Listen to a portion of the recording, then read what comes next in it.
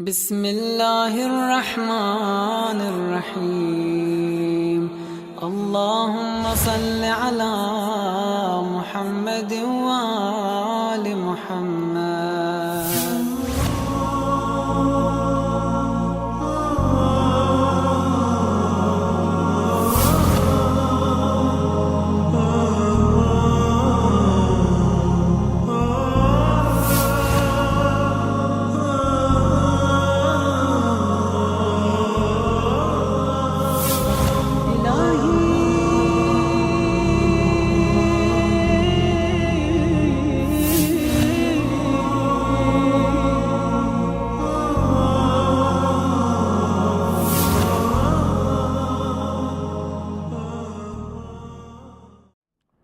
أعوذ بالله السميع العليم من الشيطان اللعين الرجيم. بسم الله الرحمن الرحيم.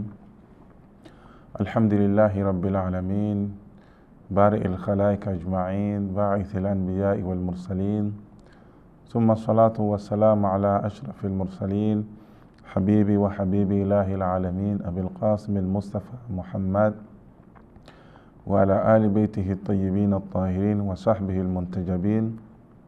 Chers frères et sœurs, assalamu alaikum wa rahmatullahi ta'ala wa barakatuh. Nous sommes dans le cadre de l'enseignement de fiqh, la jurisprudence islamique. Nous étions arrivés, mes chers frères et sœurs, pour les questions qui sont liées au défunt, à la mort, après la mort. Nous étions dans ce sens que comment il faut, quels sont les actes qui nous sont recommandés lorsqu'il nous est demandé d'accompagner les convois funèbres, quels sont les actes qui nous sont recommandés. Nous avons essayé de parler de ces actes. Et les actes qui sont déconseillés pendant le funérail, pendant l'accompagnement, etc. Et nous avons essayé de parler de ces actes. Nous avons dit ceci, que mes chers frères et sœurs, qu'il est déconseillé de rire pendant l'accompagnement du funèbre.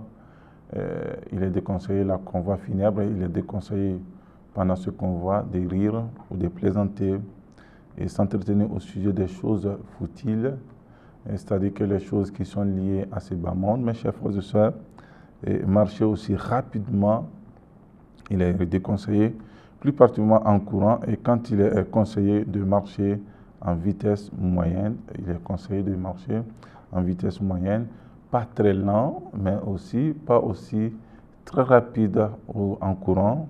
Et il est préférable aussi, mes chers frères et sœurs, en troisième lieu, aux femmes de ne pas participer au convoi funèbre. Cela, il est préférable. Donc, mes chers frères et sœurs, voilà les points et les actes qui sont déconseillés pendant ce moment. Et nous avons aussi les devoirs qui sont liés à celui-là même qui vient de perdre la personne qui lui est chère. Si quelqu'un perd une personne, il y a des devoirs, il y a des choses que ce dernier doit respecter. Il ne doit pas faire toute une chose, quel qu'il soit abattu par la tristesse.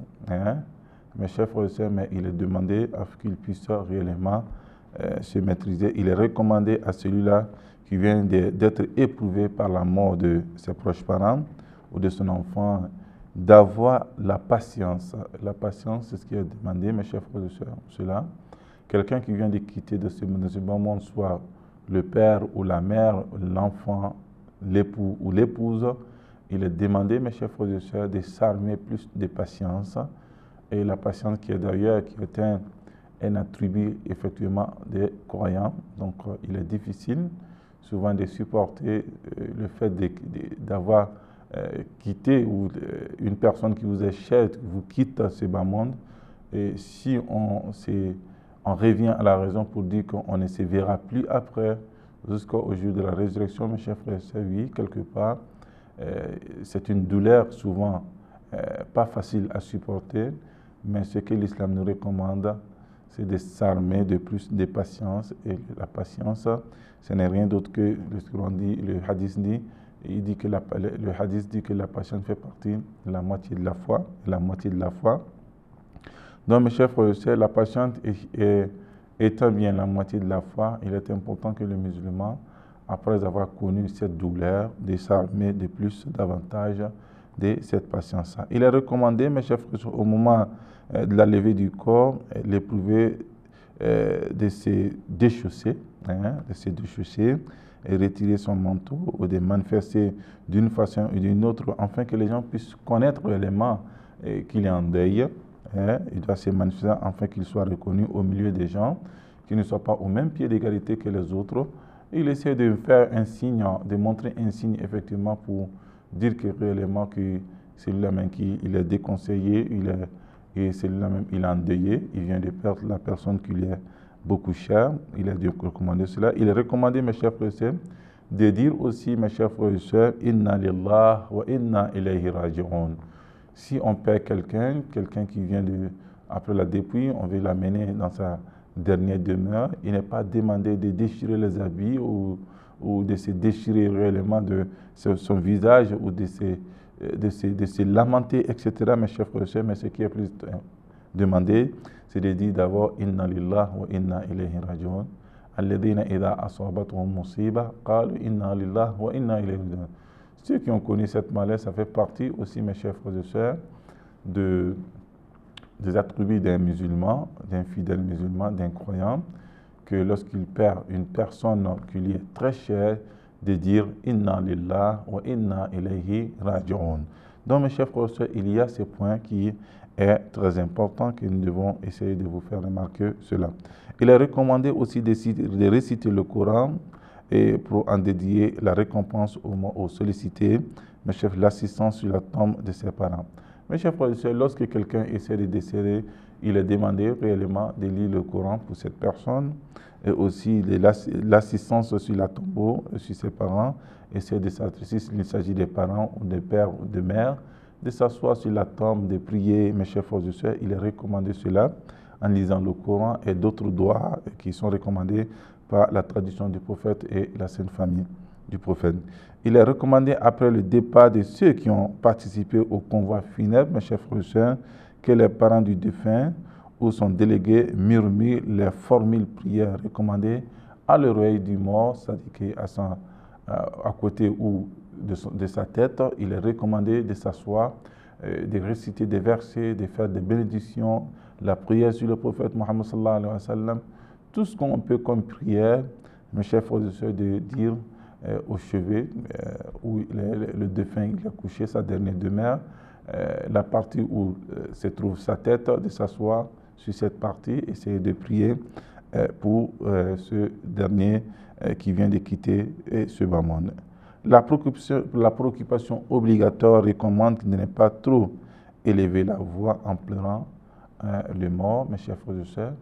Il est demandé, il est déconseillé, mes chers frères et sœurs, pleurant sur la mort, en élevant, mes chers frères et sœurs, la voix.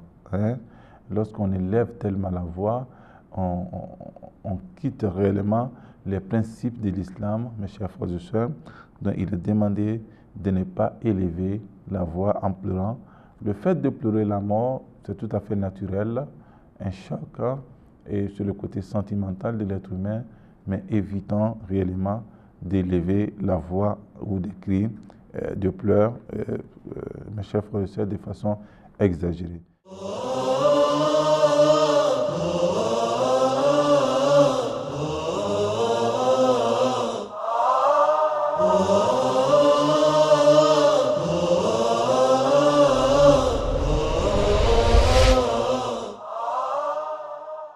Il n'est pas permis de déchirer les collets, mes chers frères et sœurs. Il y a des habitudes de certaines personnes lorsque quelqu'un qui leur sont chers, mes chers frères, qui leur est cher, ils essayent de déchirer les habits, de déchirer le visage, mes chers frères et sœurs. Cela n'est pas recommandé, il est interdit, mes chers frères et sœurs, de faire cela. Et qui n'a pas son père ni son frère, mes chers frères et sœurs, il est déconseillé. Et ayant perdu sa femme et son frère, déchirer le collet ou les habits, mes chers frères et sœurs, on est tenu de libérer un esclave. Si on fait cela, mes chers frères et sœurs, il y a des choses, des sentences que nous devons respecter, des sentences qui s'appliquent à nous.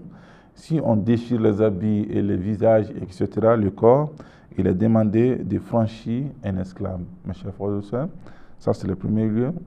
À défaut de nourrir, mes chers frères et sœurs, ou de vêtir 10 pauvres. si on déchire, mes chers frères et sœurs, les habits, des vertus d'Ifo, et en cas d'impossibilité, mes chers frères et sœurs, il nous est demandé d'observer 3 jours de jeûne.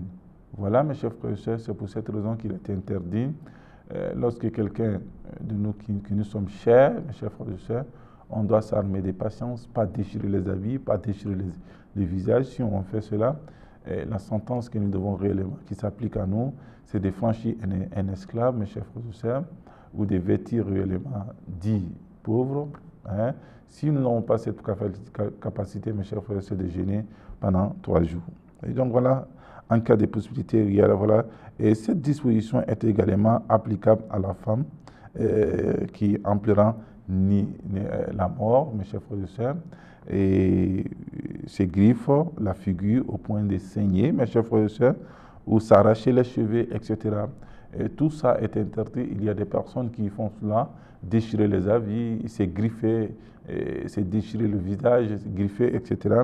Mes chers frères et sœurs, même s'il s'agit d'une femme, est applicable, cette sentence est applicable à la femme, mes chers frères et sœurs, par procuration obligatoire, lors même qu'elle n'aurait pas saigné, même si elle ne saigne pas, qu'elle déchire le visage, etc. Mes chers frères et sœurs, il est demandé, si on fait cela, d'appliquer la loi d'Allah subhanahu wa ta'ala. Et la loi d'Allah subhanahu, je viens de le citer, et malheureusement, il y a certaines personnes qui le font, il y en a qui se tapent, il y en a qui se déchirent le visage en se griffant, il y en a qui déchirent les habits. Il est demandé, selon la loi islamique, mes chers frères et sœurs, de franchir un esclave après avoir commis cet acte, ou, mes chers frères et sœurs, de vertir 10 pauvres des habits, et aussi, mes chers frères et sœurs, ou de jeûner par défaut, de jeûner 3 jours de jeûne, mes chers frères et sœurs. Voilà comment les choses se présentent à nous, les devoirs de celui-là qui vient de perdre une personne, soit son père ou sa mère, ses proches parents, ses amis, etc., mes chers frères et sœurs. Alors, ce qui est plus important, après avoir fait cela, mes chers frères et sœurs, la prière funèbre, on doit l'accompagner à sa dernière demeure. Il est recommandé, mes chers frères et sœurs, comment allons enterrer le mort. Cela est plus important. Il y a beaucoup de gens qui participent dans les convois funèbres, ils ne savent pas réellement comment faire pour enterrer un mort. Il y a ces 5 points que l'on doit essayer, mes chers frères et sœurs, de respecter lorsqu'on parle de l'enterrement des morts. Le mort doit être enterré de la manière à empêcher que l'odeur de la décomposition du corps ne puisse pas se pendre, mes chers frères et sœurs, dans l'atmosphère. Donc vraiment, il faut respecter la profondeur, afin que lorsque la mort se décompose, qui est d'ailleurs naturelle, le corps se décompose, que l'odeur ne puisse pas réellement se répandre, mes chers frères et sœurs, dans l'atmosphère, aussi, pour ne pas que les charognards aussi puissent le déterrer. Cela est très important, mes chers frères et sœurs. Si la profondeur de la tombe, si la tombe n'est pas profonde, mes chers frères et sœurs, il se peut que les charognards puissent venir déterrer la mort, et c'est ce qui n'est pas recommandé. Il est demandé, mes chers frères et sœurs, de respecter la profondeur, et lorsqu'il s'agit de putréfaction, mes chers frères et sœurs, pour ne pas que l'atmosphère puisse, c'est-à-dire que la décomposition du corps ne puisse pas se répandre dans l'atmosphère, ou aussi que le corps du défunt soit protégé des charognards. Donc, mes chers frères et sœurs, la mort doit être couchée dans la tombe sur les flancs droits, la face tournée vers la Qibla. Sur le flanc droit, la face tournée vers la Qibla. Et nous devons essayer, mes chers frères et sœurs, de respecter ces points. Il n'est pas possible d'enterrer la mort dans la terre où on peut le mettre dans un édifice ou des cercueils. C'est-à-dire que si la terre n'est pas tellement solide, je vais parler dans les coins désertiques, la terre n'est pas tellement solide, mes chers frères et sœurs. Si on ne peut pas l'enterrer aussi très facilement, la tombe, de creuser la tombe, il est demandé, mes chers frères et sœurs, d'essayer de le mettre dans un, comme on appelle, dans un édifice ou dans un cercueil, etc., pour ne pas que dans la décomposition du corps, que l'atmosphère, l'odeur ne puisse pas se dépendre dans l'atmosphère. Donc voilà, mes chers frères et sœurs, des points qui sont aussi très importants. Lorsque quelqu'un meurt dans le bateau, il est demandé, mes chers frères et sœurs, de conserver le corps, l'amenant vers une destination où il y a la terre pour qu'on puisse l'enterrer à défaut, mais par peur de décomposition, nous pouvons essayer de le conserver quel que soit, et par peur de décomposition, nous pouvons essayer de l'enterrer, mes chers frères et sœurs, de le mettre dans la mer. Si quelqu'un met dans un puits, mes chers frères et sœurs, le puits doit être fermé sur cette personne qui devient la tombe de cette personne. Et mes chers frères et sœurs, il n'est pas demandé encore de rouvrir cette puits afin que les gens puissent réellement l'utiliser. Et mes chers frères et sœurs, voilà à peu près comment enterrer le mort. Il doit être couché sur le flanc droit, faisant face à la qibla, etc. Et la tombe doit être profonde, mes chers frères et sœurs. Et voilà comment il faut enterrer la mort, bien sûr en récitant aussi des bénédictions après avoir l'enterré, etc. et remettre le sable sur la dépouille. Voilà, mes chers frères et sœurs, quelques points que nous avons besoin réellement lorsqu'on veut enterrer le mort, aussi les devoirs avant l'enterrement, etc. Nous avons essayé de parler de ces points. Et dans un endroit où il n'est pas permis d'enterrer le mort, et nous allons essayer de parler de ces endroits, Inch'Allah, dans l'émission prochaine, si Dieu le veut. Et il y a des endroits, il n'est pas recommandé, mes chers frères et sœurs, d'enterrer le défunt ou les morts dans ces endroits-là. Et mes chers frères et sœurs, Inch'Allah, dans l'émission prochaine, nous allons essayer de vous détailler ces points. Sur ce, je vous dis Assalamu alaikum wa rahmatullahi ta'ala wa barakatuh.